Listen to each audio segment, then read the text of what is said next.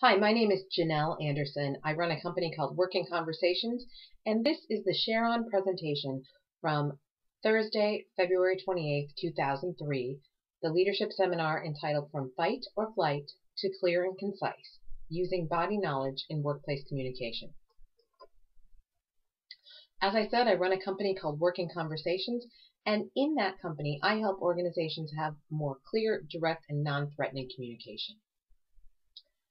This is what I look like, and I've had some big questions throughout my career, questions that make me look more like this.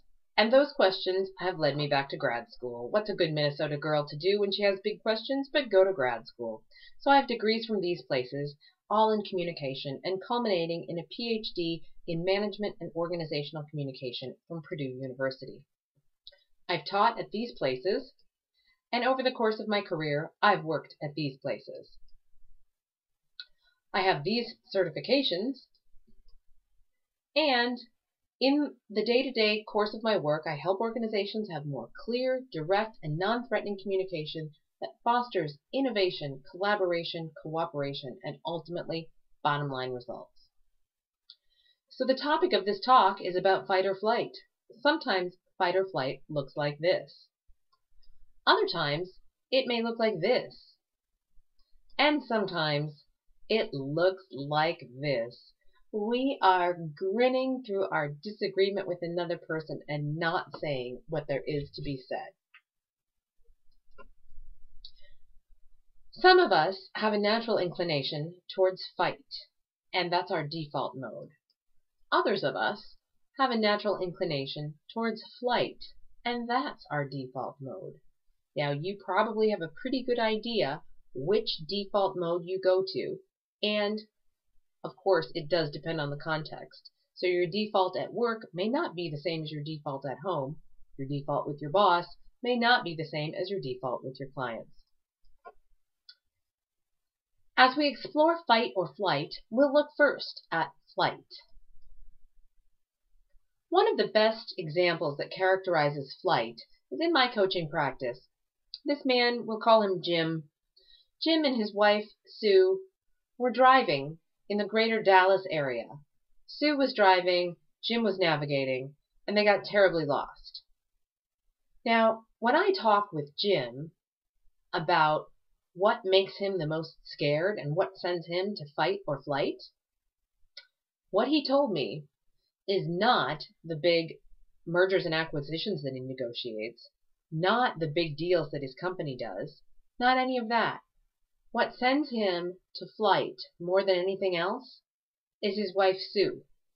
And what characterizes that best is them being lost in greater Dallas. When I work with my coaching clients, we develop nicknames so we can refer easily to those flight or fight experiences without bringing all of that emotional knowledge back into the body. A shorthand, if you will. Jim's shorthand for that fight or flight experience that he feels in his body is Dallas, because it reminds him of that time when they were circling Dallas, incredibly lost, and what he wanted more than anything was to not be in that car with his wife. What happens in the brain when all of this is going on? Well, information comes in through one of the senses. Here we've got an eye pictured. It comes into the thalamus.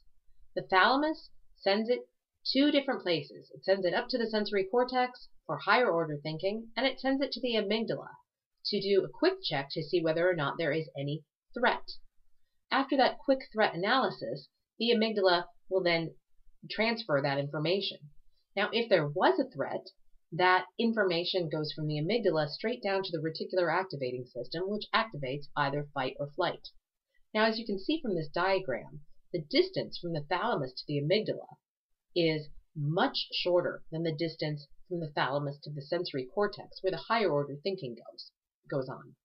So fight or flight happens faster than our higher order thinking, or the amygdala processes and determines whether or not there is something to fear, much faster than our higher order thinking. Now, my objective in my coaching and in the training programs I do with organizations is to help people find ways to feel into how the reticular activating system operates in their body. How does fight or flight feel for them? so that when they sense a particular thing as threatening or they're feeling some fear around it, they can grasp onto that body knowledge quickly, move that back up into their brain, up to the sensory cortex, so the higher order thinking can actually act on it.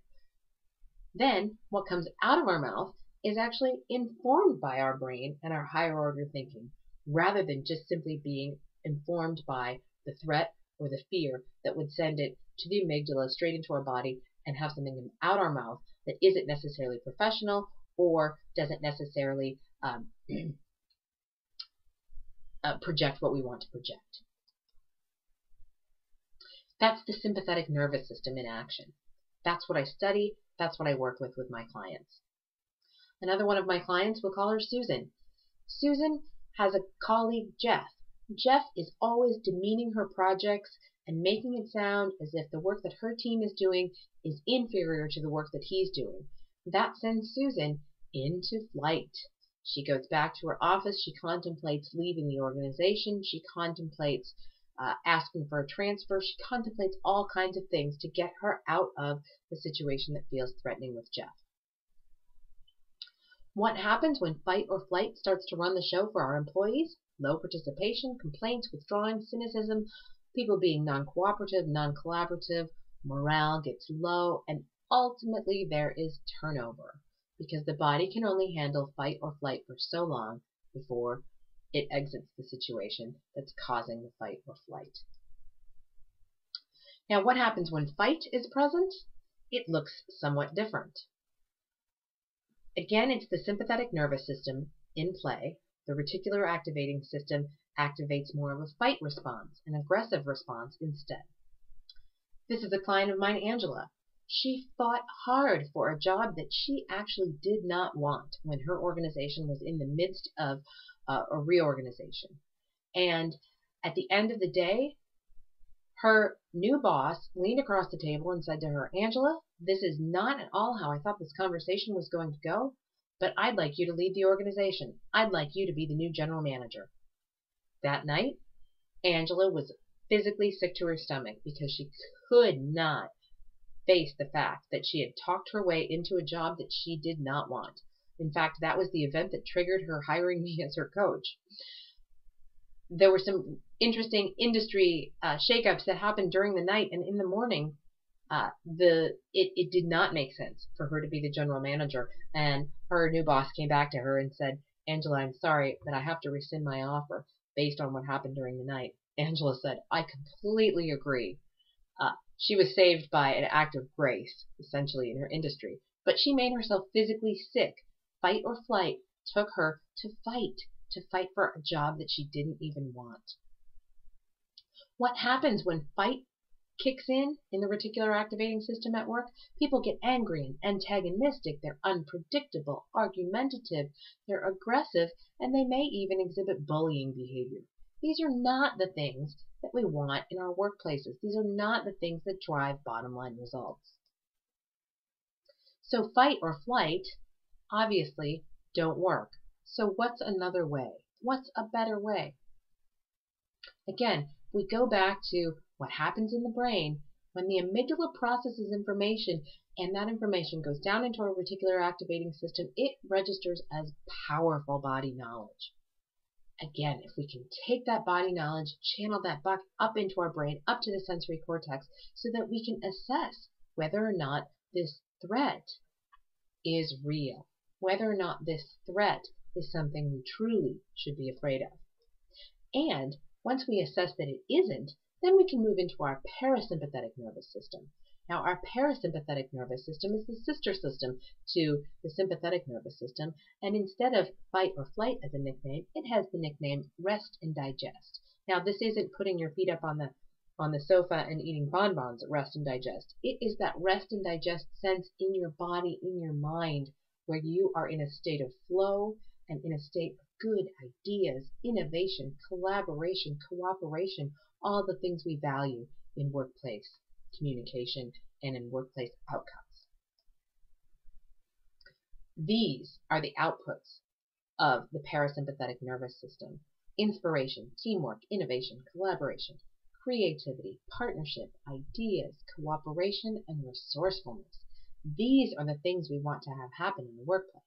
When I work with organizations and with individual clients, we work to move them more deeply into their parasympathetic nervous system and to be able to access their parasympathetic nervous system faster, even in times where fear has been provoked, where their sympathetic nervous system has sent fight or flight into their body, to move that up into cognition, make some rational choices around it, and then, when it feels safe, move quickly into the parasympathetic nervous system where all this good stuff can happen.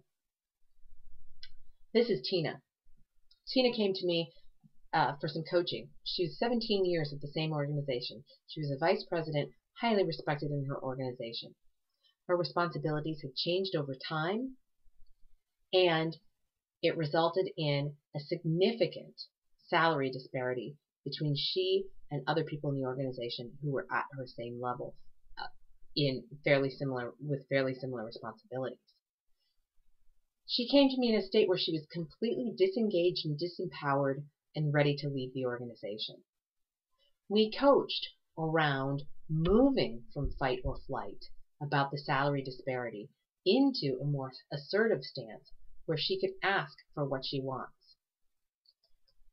One of the techniques that I use with my clients and that I teach to organizations is a method for having those conversations so that they don't invoke the defensiveness that leads to fight or flight, but rather stay in a collaborative, cooperative space. And I start by having people open the conversation without defensiveness, because as you know from your own personal conversations, once defensiveness goes up, listening goes down, and the opportunity for creating shared meaning goes out the window. Here's the method that I share with my clients to open without defensiveness. You build a fact set, and you connect each fact with the word and, not with the word but or the word however. Buts and howevers stop a conversation cold in their tracks. They don't help build a case. And what you want to do to create an opening that does not invoke defensiveness is to build a case of agreeable facts. So when I worked with Tina, she built a fact set that sounded something like this as she went to ask for a raise and ask for the salary disparity to be corrected. I've worked here for 17 years. Fact. And I enjoy my job greatly. Fact. And my responsibilities have changed several times over those years. Fact. Sometimes increasing my headcount dramatically. Fact. And my senior manager has almost always changed at the same time. Fact. And my salary has been overlooked as my responsibilities have shifted and grown. Fact. So she set this up in a way that's completely non-defensive, in a way that a collaborative, innovative, and constructive conversation can take place. Again, partnership, ideas, inspiration, teamwork, innovation, collaboration, creativity, cooperation, and resourcefulness all come from that place when the parasympathetic nervous system is activated, when we are not afraid, when we are not defensive. That's the cornerstone of my work. That's what I teach organizations and individuals. I'm so pleased to be part of this ShareOn community. I would love to connect with you on LinkedIn, YouTube, Facebook, Twitter, and Pinterest.